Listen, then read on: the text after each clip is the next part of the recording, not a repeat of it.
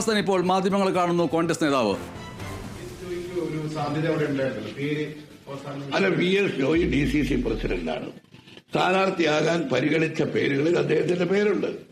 പക്ഷേ ഇന്നത്തെ രാഷ്ട്രീയ സാഹചര്യം കണക്കിലെടുത്ത് പരിപൂർണമായി വിജയം നേടണം. മലപ്പുറം ജില്ലയിലെ ആ ജില്ലയിൽ ഇപ്പോ പിണറായി സർക്കാരിനെതിരെ കനത്ത പ്രഹരമേൽപ്പിക്കണമെങ്കിൽ അതിന് KPCC ഹൈക്കമാൻഡും എടുത്തിരിക്കുന്ന തീരുമാനം ആര്യാടൻ ഷൗക്കത്തിനെ പോരാളിയായി രംഗത്തിറക്കുക എന്നുള്ളതാണ്.